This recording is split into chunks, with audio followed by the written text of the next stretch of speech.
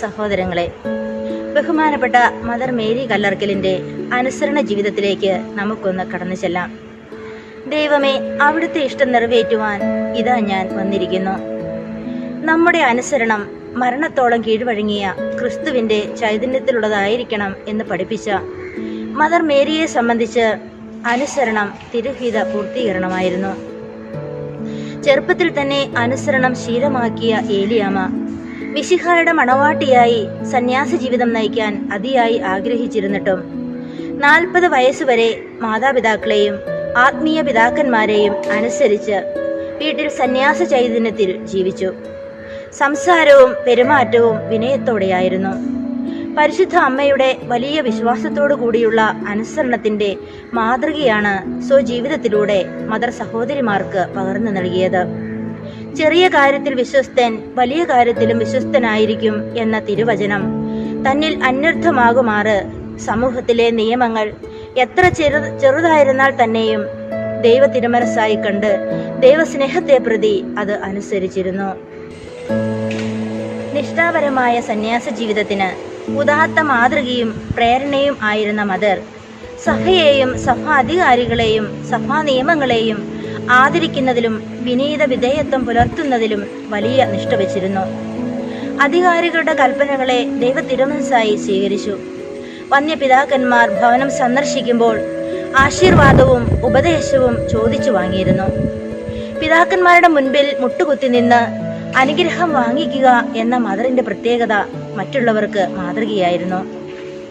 നിസ്സാര കാര്യങ്ങൾക്ക് പോലും അനുവാദം ചോദിക്കുകയും വീഴ്ച വരുത്തിയാൽ മുട്ടുകുത്തി നിന്ന് സത്യസന്ധമായി ഏറ്റുപറഞ്ഞ് പരിഹാരം അനുഷ്ഠിക്കുകയും ചെയ്തിരുന്ന മദറിന്റെ ഹൃദയ താഴ്മയും ശൂന്യവൽക്കരണ ചൈതന്യവും അതിശയനീയമായിരുന്നു. ഉന്നത അധികാരി ആയിരുന്നിട്ടും വിശ്രമ ജീവിതത്തിനിടയിൽ പോലും നിയമത്തിൽ നിന്ന് ഒഴിവെടുക്കുന്നതിന് മദർ ജനറലിനോട് അനുവാദം വാങ്ങിക്കുക പതിവായിരുന്നു. ശരിയായ അനുസരണത്തിന്റെ ലക്ഷണങ്ങളായി മദർ നിർദ്ദേശിക്കുന്നത് അനുസരണം പൂർണ്ണമായിരിക്കണം, ഉടനടിയായിരിക്കണം, സന്തോഷത്തോടെ ആയിരിക്കണം, സ്ഥിരമായിരിക്കണം, വ്യവസ്ഥകളില്ലാതായിരിക്കണം എന്നതാണ്.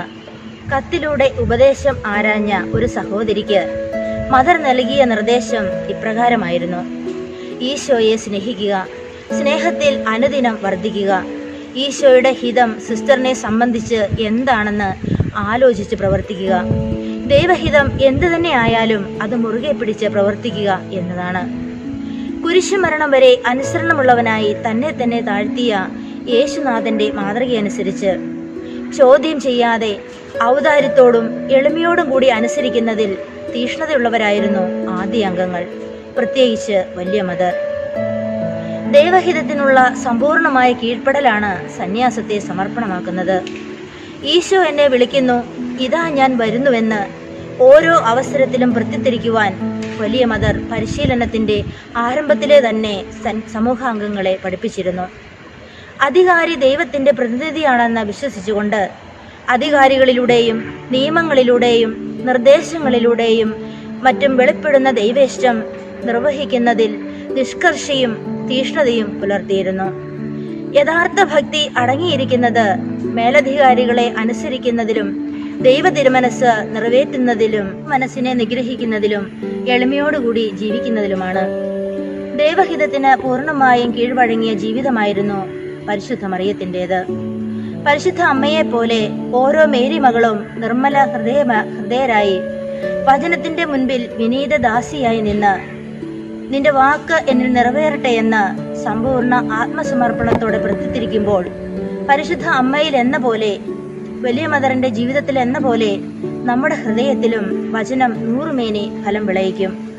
ബഹുമാനപ്പെട്ട വലിയ മദറിനെ പ്രത്യേകമായി അനുസ്മരിക്കുന്ന ഈ ദിനങ്ങളിൽ നമ്മുടെ അമ്മയിൽ വിളങ്ങിയിരുന്ന അനുസരണം എന്ന പുണ്യത്തെ നമുക്ക് അനുകരിക്കാം, സ്വന്തമാക്കാം. അങ്ങനെ ഒരു യഥാർത്ഥ മേരി മകളായി തീരാം. ബഹുമാനപ്പെട്ട വലിയ മദറിന്റെ പാവന സ്മരണയ്ക്ക് മുൻപിൽ ആദരാഞ്ജലികൾ അർപ്പിക്കുന്നു.